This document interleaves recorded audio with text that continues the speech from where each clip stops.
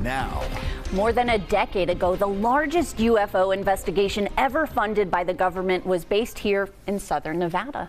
That program continued for a mere 27 months, and when it ended, there was an even more ambitious plan in the works, something code-named Kona Blue. Documents about the Kona Blue were classified as top secret, but have finally been released by the Pentagon. 8 News Now Chief Investigator George Knapp here live in studio with more on this story. Well, as you both know, the Department of Defense isn't exactly known for its transparency and honesty when it comes to UFO investigations. So why come clean about Kona Blue? To understand that, we have to explain what led up to Kona Blue and why Las Vegas would have been right there in the thick of it. Be forewarned, you will be exposed to dueling acronyms. Why isn't it made obvious in any of the documentation that's been made public so far?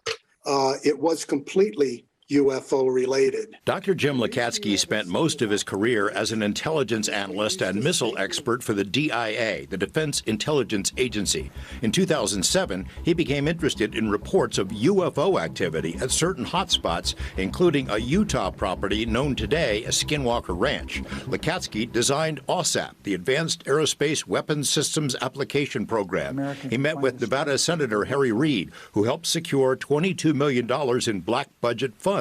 The contract was awarded to a subsidiary of Bigelow Aerospace. OSAP became the largest acknowledged UFO investigation in U.S. history, with 50 full-time employees, most of them based in southern Nevada. OSAP created the world's largest UFO data warehouse and produced more than 100 technical papers, though not one page from those reports has been made public by DIA. But Lakatsky and his Las Vegas colleague, Dr. Colin Kelleher, co-authored 2 books about OSAP, reporting as much as Pentagon censors would allow. In one book, Lakatsky revealed that back in 2011, he had informed a U.S. senator and a high-ranking official that, quote, the U.S. was in possession of a craft of unknown origin. The craft had no intakes, exhaust, wings, or control surfaces, no engine, fuel tanks, or fuel. In other words, the U.S. had a flying saucer. Since then, Lakatsky has declined to say more than what the Pentagon authorized. There was more to it, considerably more to that discussion about what this situation was. We can't go into that.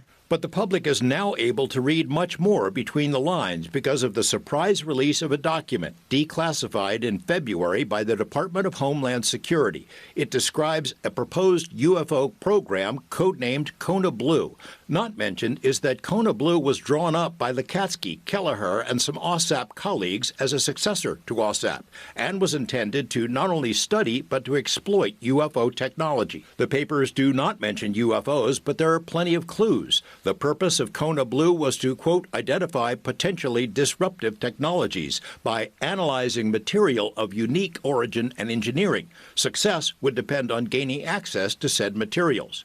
Kona Blue would establish a system to collect sightings of such technology, including at locations where there are frequent reports. There are references to advanced technology that's already been recovered. One section notes this recovered technology exists only within special access programs. Kona Blue would have created a medical division to study physical and psychological effects on humans from encounters with advanced aerial vehicles. And there's this chilling note that Kona Blue experts would, quote, handle and examine unusual and unique biological specimens. What might those be? Like OSAP, Kona Blue would have been based in Las Vegas. The document notes that buildings already cleared to handle top-secret material were standing by. But in 2009, when Nevada Senator Harry Reid wrote to the Department of Defense to ask for a special classification for the DIA program, alarm bells were set off in Washington, opposition mounted, and the program's budget was pilfered. That's why in 2011, Lakatsky, Kelleher, and others tried to find another home for what they called Kona Blue. The document showed the Department of Homeland Security was briefed about what OSAP had learned. Deputy Secretary for Science and Technology, Dr. Tara O'Toole, was impressed enough to sign off on Kona Blue. But as with OSAP, when top officials began knocking on doors to ask for access to special materials stashed in secret cubbyholes, opposition to Kona Blue quickly mobilized, and the proposed program was stopped dead. To date, Dr. Lakatsky carefully measures his words when asked about the special materials they tried to access. there's material and there's material. Are you talking about material to be investigated? In other words, pieces falling off flying saucers? Or are you talking about full-blown craft? You know, there's the big difference. Oh, yeah.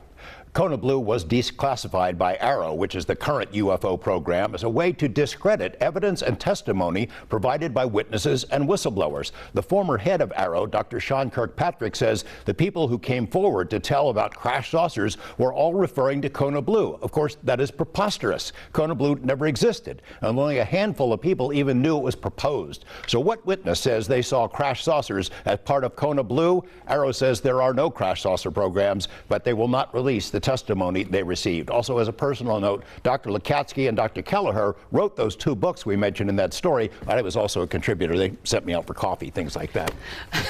So, George, if any reporter knows about this topic, it's you. You also have to maintain your sources. Is this one of those things you knew about but maybe couldn't say anything? Well, yes and no. I mean, I was aware of this proposed program. We included a detailed description of it in one of those events, Skinwalkers at the Pentagon, that came out in 2019. But the code name was classified, so I didn't know about that because I do not have a security clearance. So, you know, some things they keep back even from me. Thanks so much. Sure.